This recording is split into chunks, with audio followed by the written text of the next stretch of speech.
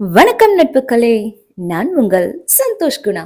நாவல்களை தொடர்ந்து கேட்க மறக்காம சேனலை சப்ஸ்கிரைப் பண்ணிடுங்க. இந்த நாவல் உங்களுக்கு பிடிச்சிருந்தா லைக் பண்ணுங்க, நிறை குறைகளை கமெண்ட் பண்ணுங்க, மறக்காம உங்களோட ஃப்ரெண்ட்ஸ் அண்ட் ஃபேமிலிகளுக்கும் ஷேர் பண்ணுங்க.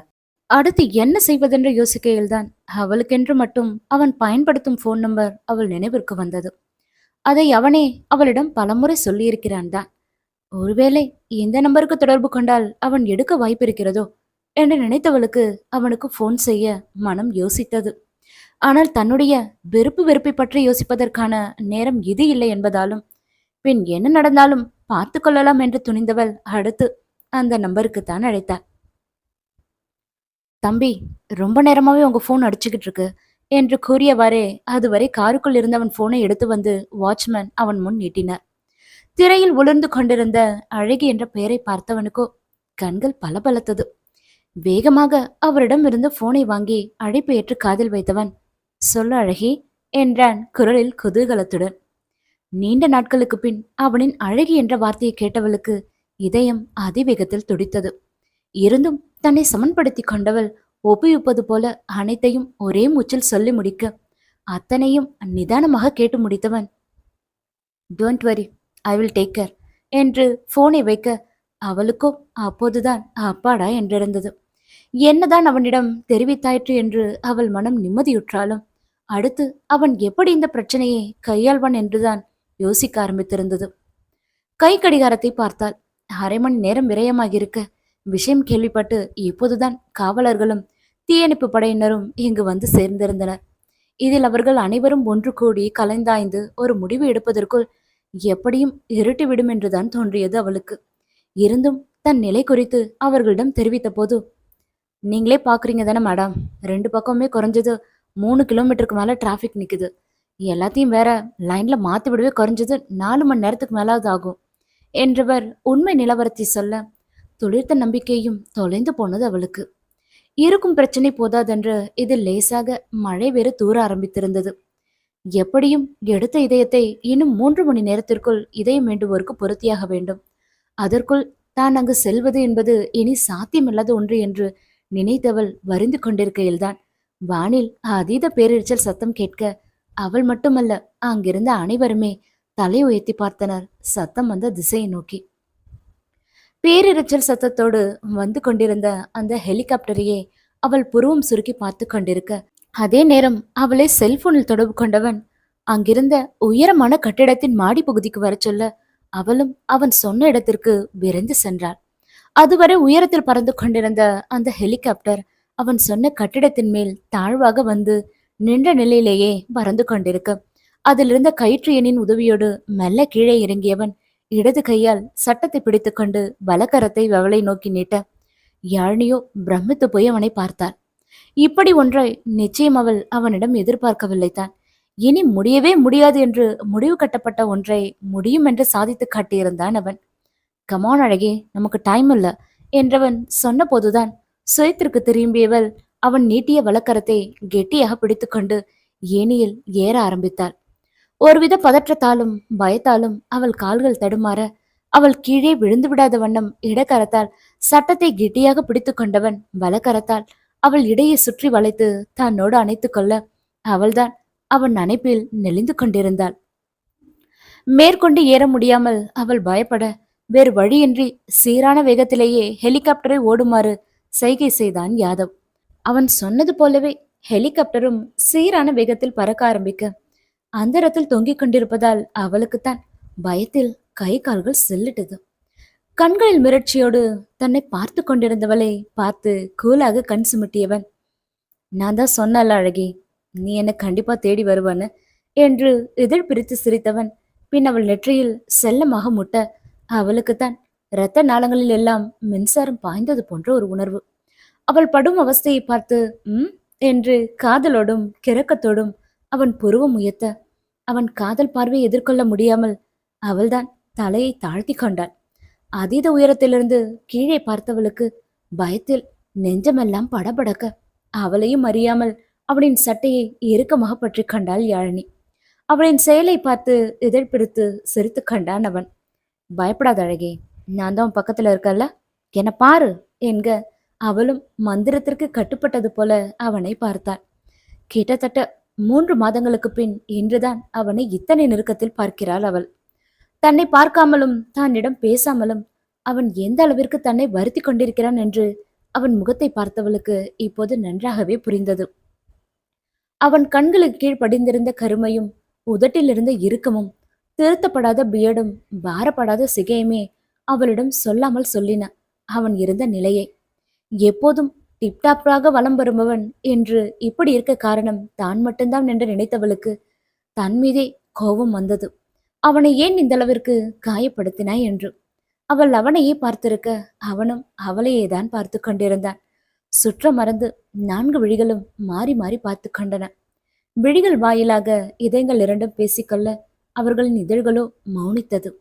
சில நேரங்களில் வார்த்தைகள் சொல்ல தயங்குவதை கூட மௌனங்கள் அழகாய் மொழிபெயர்த்து விடுகின்றன. அவள் மௌனம் அவனுக்கு பிடித்திருந்தது, புரியவும் செய்தது. அவன் தூரத்தில் இருக்கும் போதெல்லாம் லாஜிக் பேசும் அவள் மூளை இப்போது மொத்தமாக செயலற்று போயிருக்க அவள் மனமும் அவனின் அருகாமையை ரசித்து கொண்டிருந்தது. என்னதான் இந்த மனதிடம் வேண்டாம் என்று எடுத்து சொன்னாலும் பக்கத்தில் இருக்கும் செடி மரங்களை இறுக பற்றி கொள்ளும் கொடி போல தன் மீது அக்கறையும் அன்பும் காட்டுபவரை இறுக்கமாக பற்றி கொள்கிறது. இது மனம் வாங்கி வந்த வரமா இல்லை சாபமா? ஹே அழகே என்றவன் காதலோடு அவளை அழைக்க ம் என்றாள் பெண்ணவள். அவளின் கண்களை நேருக்கு நேராய் பார்த்து ஐ லவ் யூ என்றவன் சொல்ல அவளும் அவனையே தான் பார்த்து கொண்டிருந்தாள். எந்த இயற்கையின் முன்பு தன் காதலை அவளுக்கு தெரியப்படுத்த வேண்டுமென்று அன்று நினைத்தானோ இன்று அதே இயற்கை முன் தன் காதலை அழகாய் அவளிடம் சொல்லியிருந்தான் யாதவ். அந்த வார்த்தையை கேட்டு ஏனோ இன்று அவளுக்கு கோபம் வரவில்லை. ஒருவேளை இதற்கெல்லாம் அவள் மனமும் ஏங்கி தவித்ததோ என்னவோ. சொல்லப்போனால் அவளுக்கு அவன் காதல் பிடித்திருந்தது. அந்த காதலை அவன் வெளிப்படுத்திய விதமும் பிடித்திருந்தது. பதிலுக்கு எதுவும் சொல்லாமல் அவனையே அவள் இமைக்காமல் பார்த்திருக்க ஆபரேஷனுக்கு டைம் ஆகலையா என்றவன் கேட்டபோதுதான் மருத்துவமனைக்கு வந்ததே அவளுக்கு தெரிந்தது. கிட்டத்தட்ட 5 நிமிஷங்களிலேயே அவர்கள் மருத்துவமனையை அடைந்திருந்தனர். ஐயோ, என்ன நினைச்சிருப்பான் என்னை பத்தி என்று தன்னை திட்டிக்கொள்ளத்தான் முடிந்தது அவளால். மருத்துவமனையின் மாடிப்பகுதியில் தாழ்வாக நின்ற நிலையில் ஹெலிகாப்டர் பறந்து கொண்டிருக்க முதலில் அவளை இறக்கிவிட்டவன் அதன் பின் தான் கீழே இறங்கினான். ஆபரேஷனுக்காக அங்கிருந்து நகர முற்பட்டவளின் கரத்தை பற்றி அவன் தடுக்க அவளோ புரியாமல் அவனை பார்த்தாள். ஆனால் அவனும் பேண்ட் பாக்கெட்டில் இருந்து மோதிரத்தை எடுத்து அவள் விரலுக்கு அணிவித்ததோடு அதில் இதழ் ஊற்றி எடுக்க யானையோ கண்களை இறுக்கமாக மூடிக்கொண்டாள். அவள் நின்ற நிலையை பார்த்து இதழுக்குள் சத்தமில்லாமல் சிரித்து கொண்டவன் இப்போ போகலாம் என்க கண்களை திறந்தவள் அவனை பார்க்க முடியாமல் தலையை தாழ்த்தியபடியே அந்த இடத்தை காலி செய்தாள். ஆபரேஷன் தியேட்டர் செல்லும் வரையுமே கால்களின்றி வானத்தில் பறப்பது போன்ற உணர்வுதான் அவளுக்கு. அந்த அளவிற்கு தன் காதலால் அவளை சிறை செய்திருந்தான் யாதவ் கிருஷ்ணன். எல்லாம் தயார் நிலையில் இருக்க ஆபரேஷன் தியேட்டருக்கான உடையை அணிந்து கொண்டு உள்ளே சென்றவள் அதன்பின் தன்னுடைய வேலைகளில் முழுவதுமாக மூழ்கி போனாள். கிட்டத்தட்ட 4 மணி நேரங்கள் தாண்டியிருந்தது ஆபரேஷன் முடியவே. முடித்துவிட்டு அவள் வெளியே வந்த போதுதான் கவனித்தாள் அவனும் தனக்காக காத்திருப்பதை. நோயாளியின் உறவினர்களிடம் ஆபரேஷன் நல்லபடியாக முடிந்தது பற்றி சொன்னவள் அவனை பார்த்தும் பார்க்காத போல கடந்து செல்ல அவ்வளோதானா என்றவனின் கேள்வியால் அப்படியே நின்றவள் திரும்பி அவன் அருகில் சென்றாள். இங்க பாருங்க மிஸ்டர், ஒரு உயிரை காப்பாத்துறதுக்காக தான் நான் உங்களுக்கு ஃபோன் பண்ணேன். நீங்க நினைக்கிற மாதிரி என் மனசுல எதுவும் இல்லை என்று சொல்ல வேண்டியதை அவன் கண்களை பார்க்காமலேயே சொல்லி முடித்தாள் யாழினி. அவன் கண்களை பார்த்தால் நிச்சயம் தன்னால் பேச முடியாது என்பது அவளுக்குமே நன்றாக தெரியும். அதனால்தான் எங்கேயோ பார்த்து கொண்டு அவள் சொன்னது கூட. எப்படியோ நீ என தேடி வந்ததான அழகே என்றவன் அதே இடத்தில் நிற்க, நான் ஒன்னும் உங்களை தேடி வரல, நீங்க தான் என்ன தேடி வர வச்சிங்க என்றாள் கோபம் துளிர்க்கும் குரலில். நானா என்றவன் அதிர்ச்சியாய் அவளை பார்த்து வினவ, ஆமா நீங்க தான் என்றவள். நீங்க ஏன் மெய்ப்பன் சார் கால் அட்டன் பண்ணல? இதுல வீட்டுல இருந்துகிட்டே இல்லைன்னு போய் வேற. எப்படி இந்த மாதிரி நேரத்துல நான் உங்களை காண்டாக்ட் பண்ணுவேன்னு தெரிஞ்சதுன்னு நீங்க யார் போன் காலையும் அட்டன் பண்ணாம இருந்தீங்க என்றவள் சொல்ல அவள் கூறியதை கேட்டு அவனுக்கு சிரிப்புத்தான் வந்தது. காரணம் உண்மை நிலை என்ன என்பது அவனுக்கு மட்டும் தானே தெரியும். நான் வேணும்னு யார் ஃபோன் காலையும் அவாய்ட் பண்ணல அழகே. மெய்யப்பன் சார் கால் பண்ணும்போது என் ஃபோன் கார்ல இருந்துச்சு. நீ ஃபோன் பண்ணப்பதான் வாட்ச்மேன் ஃபோன் எடுத்துட்டு வந்து கொடுத்தாரு. அம்மாவுக்கு ஃபோன் பண்ணியா? நான் வீட்டுக்கு போய் 2 days ஆகுது அழகே என்றான் உண்மை நிலையை. ஆனால் அவளோ நம்பாதது போல அவனை பார்த்ததோடு, நீங்க சொல்ற கதையெல்லாம் கேட்கறதுக்கு நான் ஒன்றும் சின்ன குழந்தை இல்ல என்றவள், 2 டேஸா ஹாஸ்பிட்டலுக்கு வரல, வீட்டுக்கும் போகல, ஃபோன் காலும் அட்டன் பண்ண முடியாத அளவுக்கு பிஸியா அப்படி எங்க தான் சார் உங்க பொண்ணான நேரத்தை ஸ்பெண்ட் பண்ணிட்டு இருந்தீங்க என்று தன்னை மீறிக்கொண்டு கேட்டவர் பின் சுதாரித்து நாக்கை கடித்துக்கொள்ள, தெரிஞ்சுக்கணுமா என்று கேள்வி எழுப்பியிருந்தான் அவன். யாழினி, அவன் எங்க இருந்தா உனக்கு என்ன? உனக்கு இந்த தேவையில்லாத வேலை என்று தன்னைத்தானே நொந்து கொண்டவளுக்கு அவனின் கேள்விக்கு என்ன பதில் சொல்வதென்றே தெரியவில்லை. 2 பதிலுமே அவளுக்கு இப்போது தேவையற்ற ஒன்றுதான். அவள் எந்த பதிலும் சொல்லாமல் அமைதியாகவே இருக்க, கம் வித் மீ என்றவன் எப்போதும் போல அவளின் கரத்தை பற்றி அழைத்துச் சென்றான். காரில் அமர்ந்ததிலிருந்து எங்கு அழைத்து செல்கிறீர்கள் என்று குறைந்தது 20 முறைக்கு மேலாவது கேட்டிருப்பாள். ஆனால் அவனோ வாயை திறக்காமல் காரை ஓட்டிக் கொண்டிருக்க, பின் இவரிடம் கேட்பது வீணென்று அமைதியாகி போனான். ஒரு 1/2 மணி நேர பயணத்திற்கு பின் அவர்கள் கார் ஒரு பெரிய கேட்டின் முன் சென்று நிற்க, வாட்ச்மேனோ ஓடி வந்து அவனுக்கு சலாம் வைத்ததோடு கேட்டை திறந்துவிட கார் அந்த பெரிய மாளிகையின் முன் சென்று நின்றது. அவள் புற கார் கதவை திறந்தவன் கம் என்று அழைக்க, தயக்கத்தோடு இறங்கியவளுக்கு அங்கிருந்த பெண்களை பார்த்ததும் ஏதோ பெண்கள் விடுதிக்குள் வந்தது போல இருந்தது. அங்கிருந்த புல்வெளிகளில் நடைப்பயணம் செய்தபடியும் ஸ்டோன் பெஞ்சுகளில் அமர்ந்து சிரித்து பேசியபடியும் விளையாடியபடியும் இருந்த பெண்களை பார்த்தவளோ, பெண்கள் விடுதிக்கு எதற்காக தன்னை அழைத்து வந்தான் என்பது போல புரியாமல் அவனை திரும்பி பார்த்தாள். அதே நேரம் மாமா என்று அழைத்தபடி ஒரு சிறுமி ஓடி வந்து அவன் காலை கட்டிக்கொள்ள, ஹாய் ஸ்ரீ என்றவாறே அந்த சிறுமியை அவன் தூக்கிக் கொள்ள, அப்போதுதான் அவன் கையிலிருந்த சிறுமியை கவனித்தாள் யாழினி. இவ என்று சொல்ல ஆரம்பித்தவளை கண்களாலேயே தடுத்தவன் சிறுமிபுறம் திரும்பி, நீங்க போய் சாப்பிடுங்க என்று கூறியவாறே அந்த சிறுமியை கீழே இறக்கிவிட, அந்த சிறுமியும் சந்தோஷ மிகுதியில் ஒரு பட்டாம்பூச்சி போல துள்ளி குதித்து சென்றாள். செல்லும் ஸ்ரீயையே இமைக்காமல் பார்த்து கொண்டிருந்தவளுக்கு அன்றொரு நாள் காரில் இருவரையும் பார்த்ததுதான் நினைவிற்கு வந்தது. அதே நேரம் அவள் எப்படி இங்கே என்ற கேள்வியும் அவள் மனதில் எழாமல் இல்லை. அவள் கேள்விக்கான விடைகள் அவனிடம் மட்டும்தானே இருக்கிறது. ஸ்ரீ மட்டும் இல்ல அழகே, இங்க உள்ள எல்லா பெண்களுமே ஏதோ ஒரு வெறிநாயால காயப்படுத்தப்பட்டவங்க தான் என்றவனை விழிகள் வெறுத்து பார்த்தாள் யாழினி. நீ சொன்னதும் கரெக்ட் தான் அழகே. தப்பு பண்றவங்களுக்கு தண்டனை கொடுக்கறதால மட்டும் பெருசா என்ன ஆகிட போகுது? இங்க எதுவுமே மாறப்போறதில்ல. இன்னைக்கு ஒரு ஸ்ரீனா நாளைக்கு ஒரு காயத்ரி, அவ்வளவுதான் வித்தியாசம் என்றான் கசப்பான குரலில் அவன். அவன் கூறுவதும் உண்மைதானே. அதுதானே இதுநாள் வரை தொடர்ந்து கொண்டிருக்கிறது. சட்டம் என்பது கூட இதுநாள் வரை தவறு செய்பவன் கழற்றி எறியும் சட்டையாகத்தானே இருக்கிறது. காயப்படுத்தவங்களை விட காயம்பட்டவங்க ஏன் வாழ்க்கையை வெறுத்து வாழணும்? அவங்களும் சந்தோஷமா வாழத்தானே பிறந்தாங்க. அவங்க விரும்பின வாழ்க்கையை வாழறதுக்காக நான் உருவாக்கி இருக்கிற உலகம்தான் இது என்றான் 2 கைகளையும் பக்கவாட்டில் நீட்டி. இது பாதிக்கப்பட்டவங்களுக்கான காப்பகம் இல்ல. இந்த சமுதாயத்தோட குத்தி கிழிக்கிற பார்வையிலேருந்து அவங்கள பாதுகாக்க நான் உருவாக்கி இருக்கிற உலகம். இந்த உலகத்துல எந்த கண்களும் அவங்கள குத்தி கிழிக்காது. இதுதான் நீன்னு முத்திர குத்தாது என்று நிறுத்தியவன், அவங்க விருப்பப்படி அவங்க வாழ்க்கையை அமைச்சுக்கிற முழு சுதந்திரமும் இங்க இருக்கு அழகி. ஆடலாம், பாடலாம், விளையாடலாம், படிக்கலாம், வேலைக்கு போகலாம், சாதிக்கலாம். இன்னும் ரெக்கையை விரிச்சு உயர பறக்கணும்னு ஆசைப்பட்டா அதுக்கான வானத்தை உருவாக்கி தரவும் நான் தயாரா தான் இருக்கேன். இந்த 2 டேஸ் நான் இங்க தான் இருந்தேன், இவங்க கூட தான் இருந்தேன் என்றவனை விழிகள் கலங்க பார்த்தாள் யாழினி. ஆண் சமூகத்திடம் பெண்களின் அதிகபட்ச எதிர்பார்ப்பு இந்த பாதுகாப்பு தானே. தனக்கானவளை தவிர்த்து மற்ற பெண்களுக்கெல்லாம் அண்ணனாகவும் தம்பியாகவும் அப்பாவாகவும் நல்ல தோழனாகவும் தன்னை தத்து கொடுப்பதுதானே ஒரு நல்ல ஆண்மை கழகு. அதைத்தான் அவனும் செய்திருந்தான். கசப்பான கடந்த காலங்களை மறந்து மனம் விட்டு அவர்கள் சிந்தும் புன்னகையில் அவன் முகம்தான் அவளுக்கு தெரிந்தது. தனக்காக மட்டுமே யோசிக்கும் இந்த சுயநல உலகில் அடுத்தவருக்காக யோசித்து அதை செயல்படுத்தும் குணம் எத்தனை பேருக்கு உண்டு? அவனின் இந்த குணத்தால் காதல் என்ற நிலையெல்லாம் கடந்து அவள் மனதில் நீங்காத ஒரு இடத்தை பிடித்திருந்தான் யாதவ் கிருஷ்ணன். அவள் ஆதங்கப்பட்டதற்கே ஒரு உலகை உருவாக்கியவன் ஒருவேளை அவள் ஆசைப்பட்டு கேட்டிருந்தால் மொத்த உலகையும் விலை கொடுத்து வாங்கியிருப்பானோ என்னவோ. யாரண்ணா இவங்க என்று கேட்டவாறே ஒரு பெண் அவன் அருகில் வந்து நிற்க, அவளை ஒரு பார்வை பார்த்துவிட்டு திரும்பியவன், நான் கட்டிக்க போற பொண்ணு என்றான் வெகு இயல்பாக. அவன் சொன்ன வார்த்தை அவள் காதிலும் நன்றாகவே விழவே செய்தது. இருந்தும் அவன் மேல் அவளுக்கு கோபம் வரவில்லை. இமைக்க கூட மறந்து அவனையே தான் பார்த்து கொண்டிருந்தாள் யாழினி. அந்த பெண்ணுடன் பேசிக்கொண்டே அவனும் அவ்வப்போது அவளை பார்த்தான். தான் பார்ப்பதை அவன் பார்க்கிறானே என்று தெரிந்தும் தன் பார்வையை அவள் மாற்றிக்கொள்ளவில்லை. அவன் பார்வையை எதிர்கொள்ள முடியாமல் தவிக்கும் அந்த தவிப்பு இப்போது அவள் மனதில் துளியும் இல்லை. ஆமாண்டா, நான் உன்னைதான் பார்க்கிறேன், புடிச்சு பார்க்கிறேன், உன்னை ரசிச்சு பார்க்கிறேன் என்று சொல்வது போல இருந்தது அவளின் பார்வை.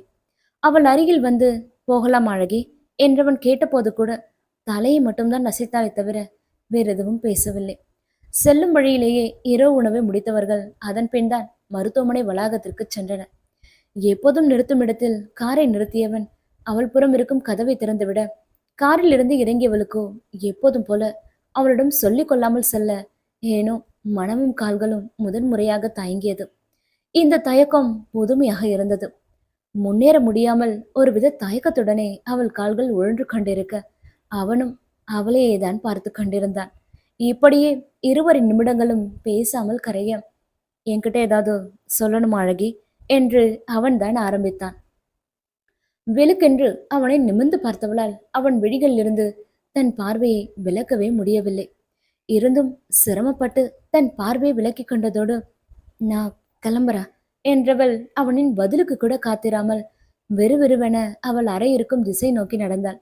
முதன்முறையாக தன்னிடம் சொல்லிவிட்டு செல்லும் அவளையே இதழ்களில் புன்னகையுடன் அவன் பார்த்து நின்றிருக்க, பின் என்ன நினைத்தாலோ மீண்டும் அவன் முன் வந்து நின்றாள்.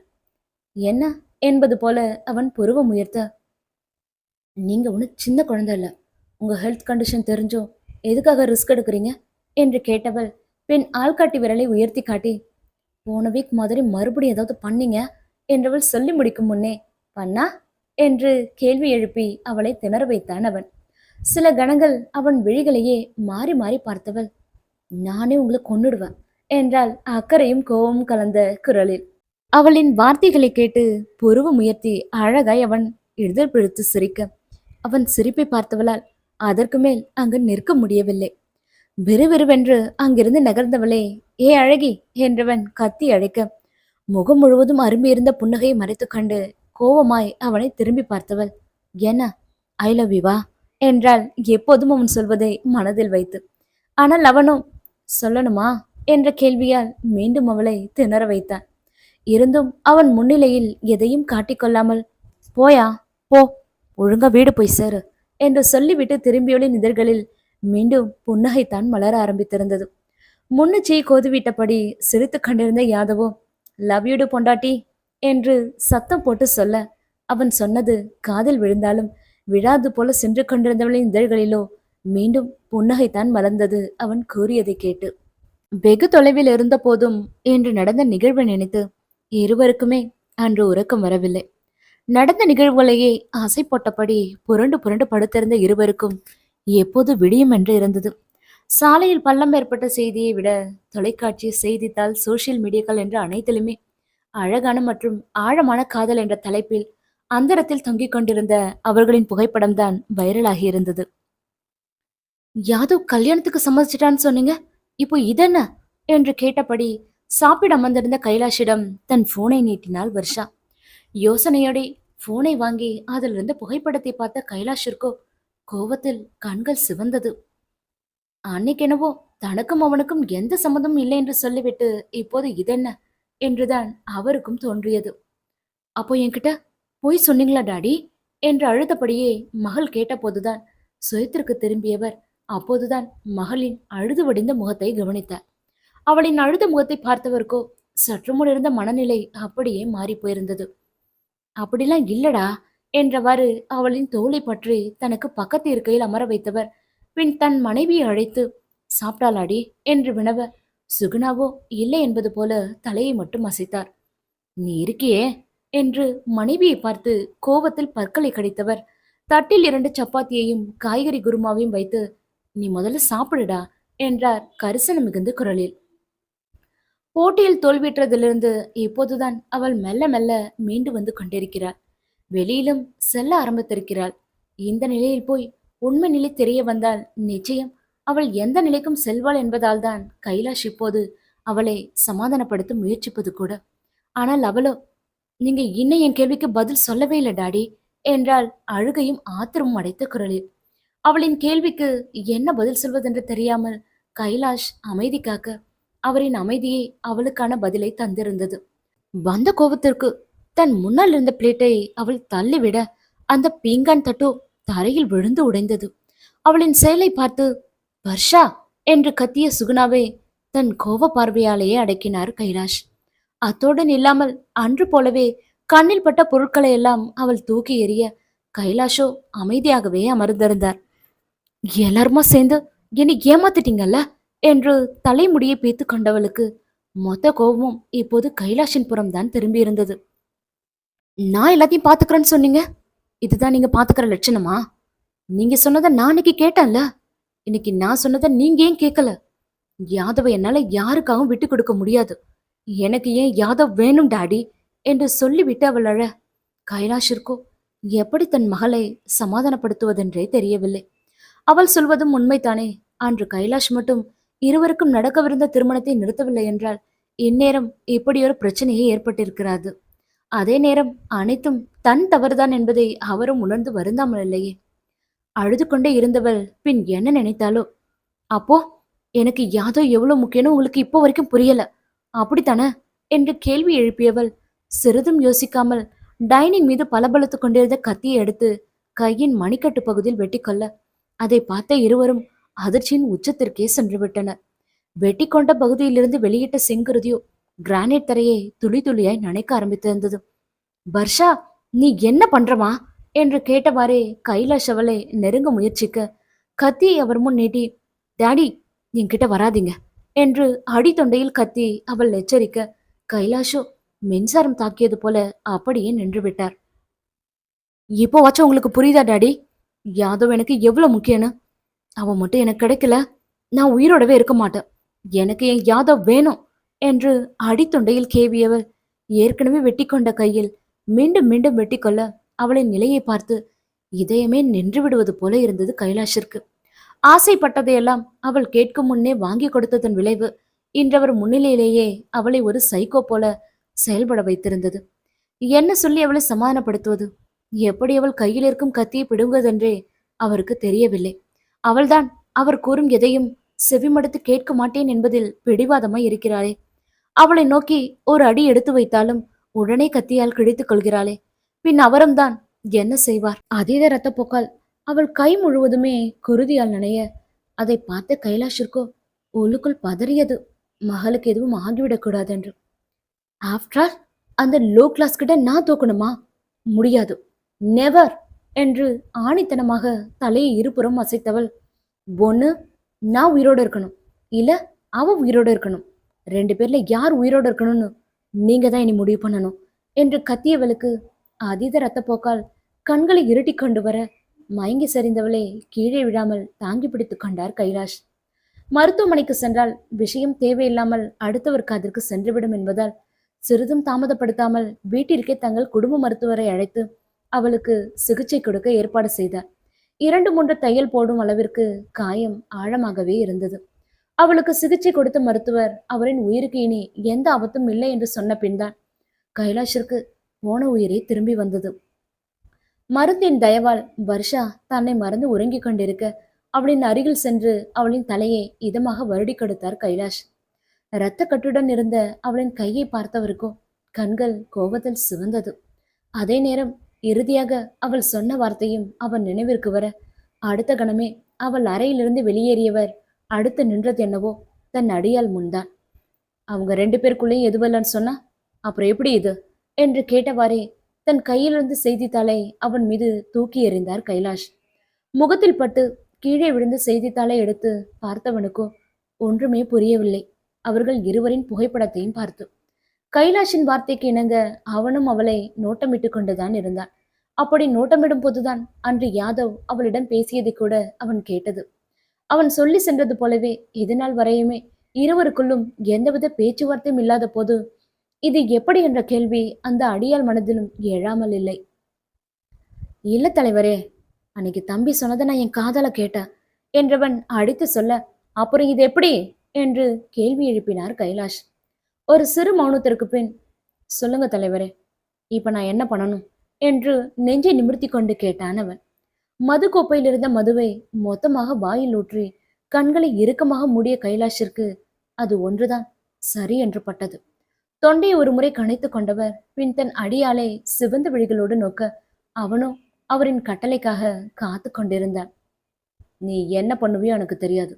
அந்த யாழினி இனி உயிரிடவே இருக்கக்கூடாது என்றார் கர்ஜனை மிகுந்த குரலில். முடிச்சிடுறேன் தலைவரே என்று நகர்ந்தவனை சொடுக்கிட்டு அழைத்தவர், உடனே போட வேணாம்.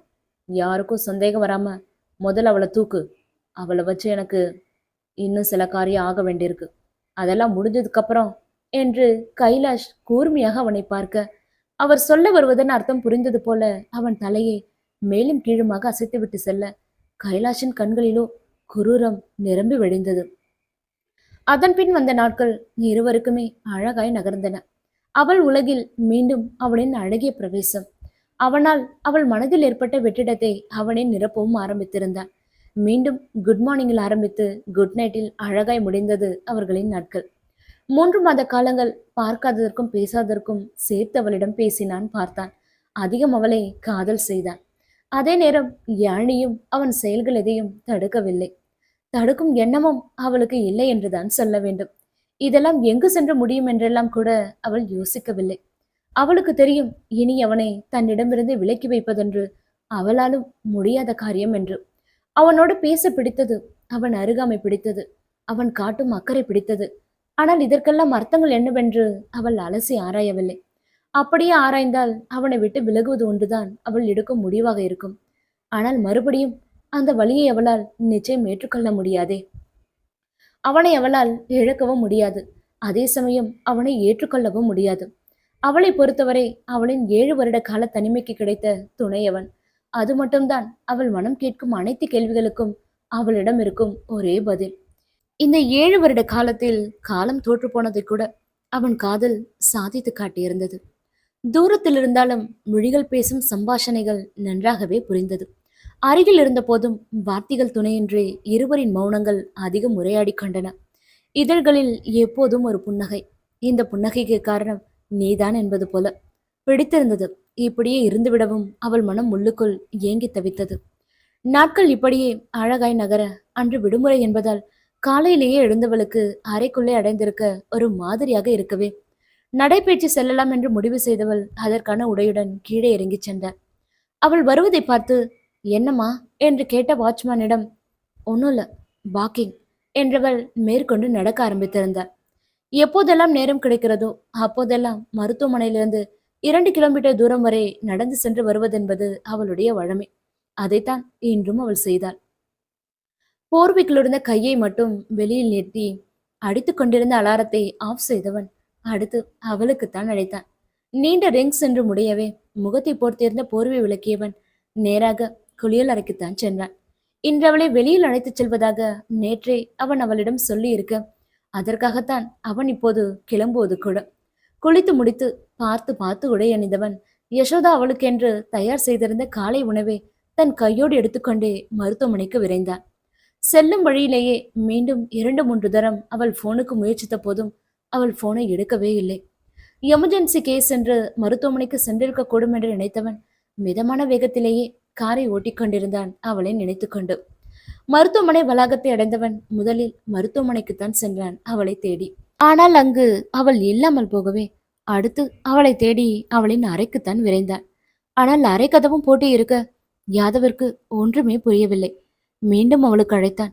உள்ளே அடித்து கொண்டிருக்கும் அவள் செல்போன் சத்தம் அவன் காதுக்கும் கேட்க தன்னிடம் இருக்கும் ஸ்பேர்கி வைத்து அரைக்கதவை திறந்தவன் அப்போதுதான் கவனித்தான் அவள் செல்போன் மேஜை மீது இருப்பதை. அதை கையில் எடுத்துக்கொண்டவன் ஒவ்வொரு அறைக்கும் சென்று அவளை தேடி பார்த்தான். எங்கும் அவள் இல்லாமல் போகவே அறையை விட்டு வெளியேறினான். இத்தனை காலை வேளையில் போனை கூட எடுக்காமல் எங்கு சென்றிருப்பாள் என்ற யோசனையோடே அடுத்து வாட்ச்மேனிடம்தான் சென்றான். அவரோ காலையில் அவளை பார்த்தது பற்றி சொன்னவர், நானும் காலையிலேருந்து இங்கதான் சார் இருக்கேன், மேடம் இன்னும் திரும்பி வரல என்க அவனோ தன் ரிஸ்ட் வாட்சை பார்த்தான். கிட்டத்தட்ட அவள் சென்று 5 மணி நேரம் ஆகியிருக்க காரை எடுத்துக்கொண்டு அவள் சென்ற பாதையில் விரைந்தான்.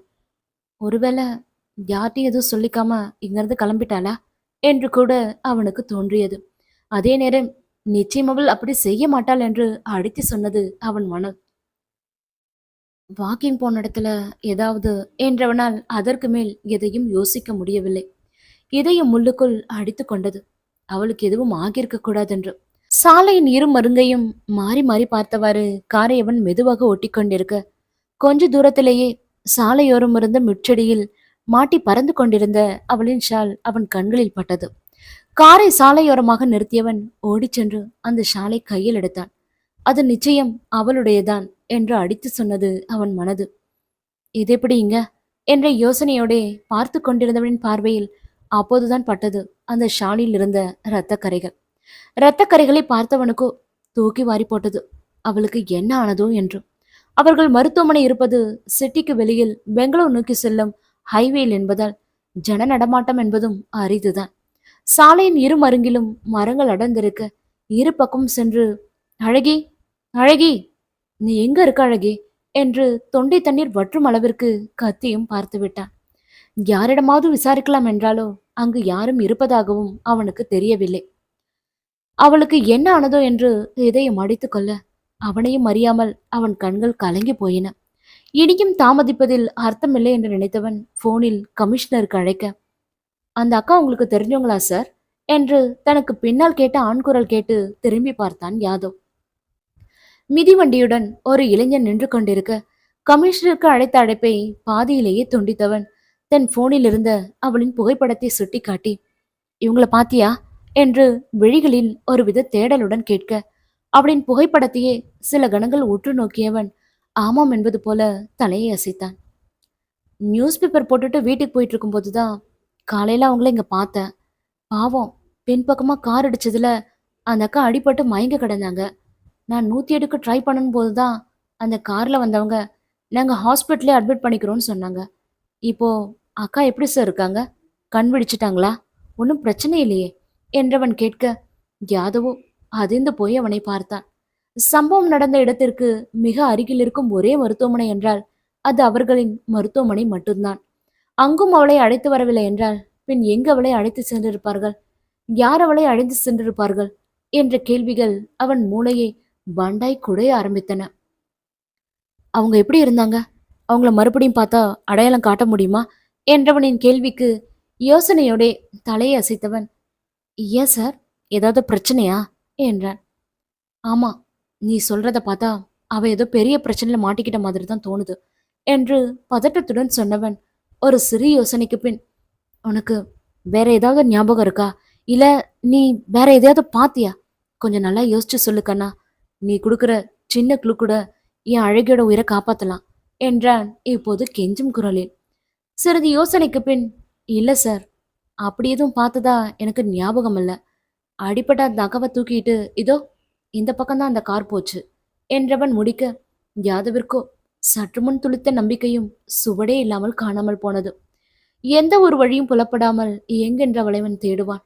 இந்த ஹைவே பகுதியில் கண்காணிப்பு கேமராக்கள் கூட அவ்வளவாக இல்லை. அவளுக்கு அடிபட்டிருந்தது என்று வேறு சொன்னானே, இப்போது அவள் எப்படி இருக்கிறாளோ, எங்கு எந்த மாதிரியான நிலையில் இருக்கிறாளோ என்றெல்லாம் மௌனமாய் அவன் இதயம் உள்ளுக்குள் தவித்துக் கொண்டிருந்தது. அவளின் இரத்தக்கரை படித்திருந்த ஷாலை தன் நெஞ்சோடு அணைத்துக் கொண்டவனுக்கு கண்களிலிருந்து கண்ணீர் துளிகள் சிந்தின. அங்கேயே நின்று கொண்டு நேரத்தை விரயப்படுத்த விரும்பாதவன் காரை நோக்கி விரைந்தான். அடுத்து எங்கு செல்வதென்று தெரியவில்லை. இருந்தும் காரை ஸ்டார்ட் செய்தான். காரை எடுக்க போகும் தருணத்தில் அவனை தடுத்து நிறுத்தியது என்னவோ அந்த இளைஞனின் சார் என்ற அழைப்புத்தான். சார், அந்த கார் நம்பர் எனக்கு நல்ல ஞாபகம் இருக்கு. அது ஃபேன்சி நம்பர் 111. கார் கூட இனோவா கிறிஸ்டா என்றான் ஓடி வந்ததில் மூச்சு வாங்கியபடி. இது போதும் என்பது போல இறங்கிச் சென்று கட்டி அணைத்து தன் நன்றியை தெரிவித்தான் யாதவ். இனோவா கிறிஸ்டா 111 என்று புருவம் சுருக்கி முணுமுணுத்துவின் மூளையோ யோசிக்க அதிக நேரம் எடுத்துக்கொள்ளாமல் அது கைலாஷின் வண்டிதான் என்று நினைவுபடுத்தியது. மும்பை சென்றுவிட்டு அன்று வீடு திரும்பும் போது கைலாஷின் இந்த கார் தானே தன்னை எதிர்கொண்டு சென்றது என்பதை அவன் மூளையும் அந்நேரம் அவனுக்கு படம் போட்டு காட்ட தவறவில்லை. அப்படியானால் அந்த கார்தான் யானியை எடுத்திருக்கிறது. பின் ஏன் அவளை மருத்துவமனையில் சேர்க்கவில்லை என்ற கேள்வியோட காரை அதீத வேகத்தில் விரட்டியவன் அடுத்து சென்று நின்றது என்னவோ கைலாஷின் முன்புதான்.